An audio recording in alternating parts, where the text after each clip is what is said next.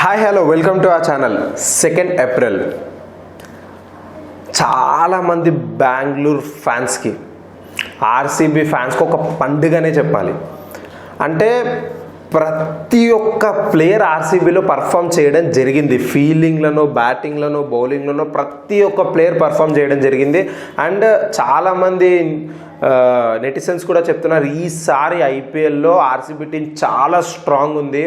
ఒక bowling platform కానీ, ఒక బ్యాటింగ్ కానీ, ఒక ఫీల్డింగ్ కానీ ప్రతి ఒక్కరు చాలా స్ట్రాంగ్ కంబ్యాక్తో వచ్చారు. బట్ ఈసారి ఏసారి కప్పు నమ్మదే అనే మాట ఆగుతుందేమో అని చెప్పి ప్రతి ఒక్కరు కోరుకుంటున్నారు. బట్ మొత్తం ఐపీఎల్తో పోలిస్తే ఆర్సీబీకి ఉన్నంత ఫ్యాన్ ఫాలోయింగ్ కానీ, ఫ్యాన్స్ కానీ ఏ టీంకి ఉండరు.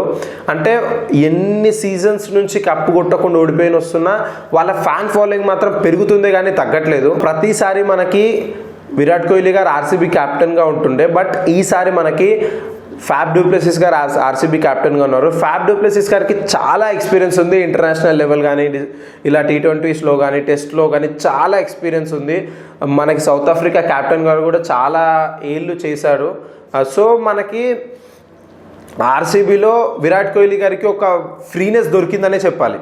ఎందుకంటే ఒక కెప్టెన్ భరోసాని హెడ్ పైన పెట్టుకొని మళ్ళీ అతని అగ్రెసివ్ ప్లేయింగ్ ఆడలేడు. అంటే ఒక కెప్టెన్గా అతని బాధ్యతలు అతనికి ఉంటాయి. సో ఆ బాధ్యతలన్నీ ఒక బర్డెన్గా పెట్టుకొని, అంటే విరాట్ కోహ్లీ గారి స్టైల్ అంటే ఒక అగ్రెసివ్ బ్యాట్స్మెన్. సో ఆ అగ్రెసివ్ ప్లేయింగ్ లెవెల్ని మనం మళ్ళీ చూడలేమేమో అనుకునే టైంలో విరాట్ కోహ్లీ గారు ఒక ఇంటర్వ్యూలో చెప్పడం జరిగింది, I'm not a successful captain అని చెప్పి. బట్ మేమైతే వేరే ఎవ్వరూ అనే మాట అది ఒప్పుకోము. ఎందుకంటే he's a successful captain. But IPL విషయానికి వస్తే ఇది వరకు ఆర్సీబీ టీంలో ఏదో ఒక లోటుపాటు అనేది ఉండేది. ఒక బౌలర్స్ ఉండకపోవడం కానీ, లేదంటే ఒక ఫీల్డింగ్ కరెక్ట్ ఉండకపోవడం, బ్యాటింగ్ కరెక్ట్ ఉండకపోవడం. బట్ ఈసారి బ్యాటింగ్లో విరాట్ కోహ్లీ గారు, డూప్లెసిస్ గారు, మ్యాక్స్వెల్, ఇంకా చాలామంది చాలా మంచి ఫామ్లో ఉన్నారు. అండ్ బౌలింగ్లో కూడా సిరాజ్ కానీ, వేరే ప్లేయర్స్ కానీ చాలా మంచి ఫామ్లోనే ఉన్నారు. అంటే ఈసారి ఇది వరకు మనకి ఏ ఐపీఎల్లో చూడనంత ఒక స్ట్రాంగ్ ఆర్సీబీ టీంని ఈ ఐపీఎల్లో చూడడం జరుగుతుంది. అంటే వేరే టీం తోటి పోల్చే ఇప్పుడు మనకి మ్యాక్సిమం స్ట్రాంగెస్ట్ టీం అంటే గుజరాత్ టైటన్స్ అనేది గుర్తొస్తుంది. బట్ గుజరాత్ టైటన్స్ కంటే కూడా చాలా స్ట్రాంగ్ టీం ఉంది. బౌలింగ్ కానీ, బ్యాటింగ్ కానీ, ఫీల్డింగ్ ఏదైనా కానీ చాలా ఒక స్ట్రాంగ్ టీం అనేది ఉంది. సో డెఫినెట్గా ఈసారి ఏసారి కప్పు నమ్మదే అనే మాట నిజమవుతుందని కోరుకుందాము. ఎందుకంటే ఫ్యాబ్ డూప్లెసిస్ గారు యాడ్ అయ్యారు.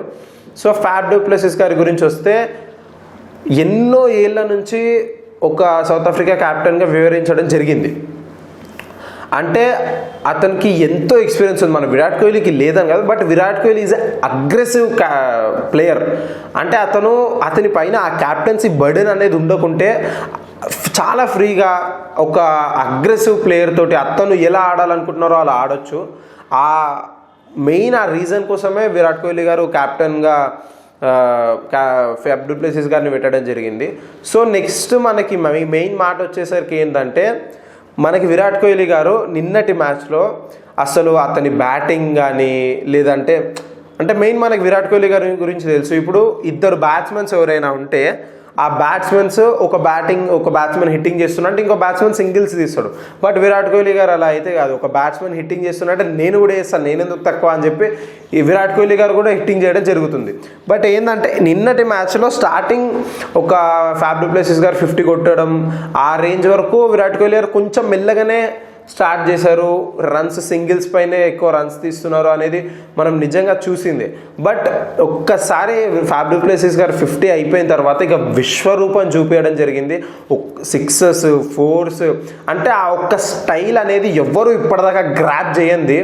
అంటే ఇదే కోవలో మనము ముంబై గురించి మాట్లాడుకుంటే ఓన్లీ ఒకటే ప్లేయర్ గురించి మాట్లాడుకోవాలి. నిన్నటి మ్యాచ్ గురించి అయితే తిలక్ వర్మ. సో అంటే ఒక్క ప్లేయర్, ఒక youngster, not an experienced player, ఒక ఎక్స్పీరియన్స్డ్ ప్లేయర్ వచ్చి ఆ టీంని నించోబెట్టిందంటే అది సహజంగా మనం ఇప్పుడు చూస్తుంటాం. ఒక యంగ్స్టర్ హైదరాబాద్ నుంచి ఉన్న ఒక ప్లేయర్ ఆల్మోస్ట్ 170 టార్గెట్ వచ్చేదాకా ఫైట్ చేసిండు అనేది it's not a normal thing. డెఫినెట్గా ముంబై అతనికి ఛాన్సెస్ ప్రతి మ్యాచ్లో ఇవ్వాలి. అండ్ కొంచెం అతని గెటింగ్ డౌన్ కూడా కొంచెం పెంచడం జరగాలి. అంటే సెకండ్ డౌన్, థర్డ్ డౌన్ ఆ రేంజ్లో వస్తే ఇంకా బాగా పర్ఫార్మెన్స్ చేయడం జరుగుతుంది.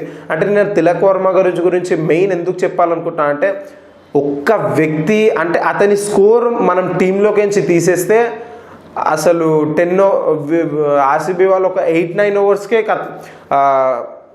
చేజ్ చేసే ఒక స్కోర్, అతని స్కోర్ ఒక్కటి తీసేస్తే రోహిత్ శర్మ గారు కానీ వేరే పెద్ద పెద్ద ప్లేయర్స్ ప్రతి ఒక్కరు ఆడని పిచ్ పైన అతను ఒక సునాయాసంగా ఆడాడు. అసలు ఆ సిక్సెస్ కానీ ఒక భయం లేకుండా, ఒక బెరుకు లేకుండా, నిజంగానే చాలా ఎక్స్పీరియన్స్డ్ ప్లేయర్గా ఎదురుగోలని గైడ్ చేసుకుంటా అతని ఆపోజిట్ బ్యాట్స్మెన్స్ని గైడ్ చేసుకుంటూ ఆడారు. It's not a normal thing. So అతనికి డెఫినెట్గా ఛాన్సెస్ దొరకాలి. సో మనం మళ్ళీ ఆర్సీబీ గురించి వచ్చేద్దాం. ఆర్సీబీ వాళ్ళు అంటే ఒక బ్యాట్స్మెన్కి కానీ ఒక బౌలర్స్కి కానీ రెస్పెక్ట్ ఇవ్వడం జరుగుతుంది. అంటే మనకి ఎలా ఉంటుందంటే, ఆర్సీబీది పవర్ ప్లేలో కనుక ఒక 2-3 వికెట్స్ చేయకుంటే ఇక డెఫినెట్గా వాళ్ళు చేజ్ మాస్టర్స్ అవుతారు. సో ముంబై ఎంత ట్రై చేసినా మనకి ముంబైలో కొన్ని లోటుపాట్లు అనేటివి ఉన్నాయి. ఇప్పుడు బుమ్రా గారు ఆడలేరు నిన్న.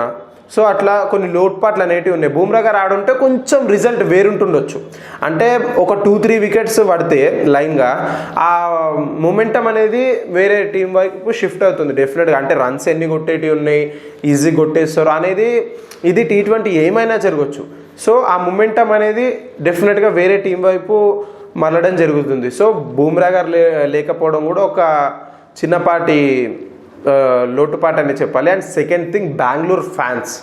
అస్సలు బెంగళూరుకు ఉన్నంత, ఆర్సీబీకి ఉన్నంత ఫ్యాన్ ఫాలోయింగ్ ఎక్కడా ఉండదు.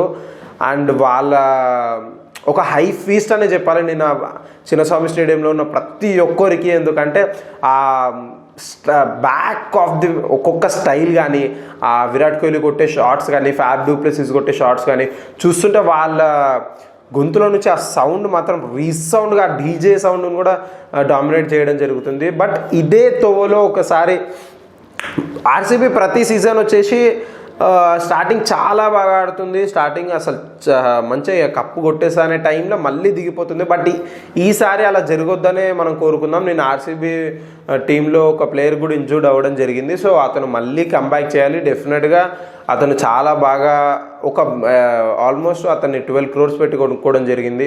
సో అతను మళ్ళీ కంబ్యాక్ చేసి టీంని ఇంకా స్ట్రాంగ్గా చేయాలని కోరుకుందాము. అండ్ నెక్స్ట్ మనకు వచ్చేసింది ఫైనల్.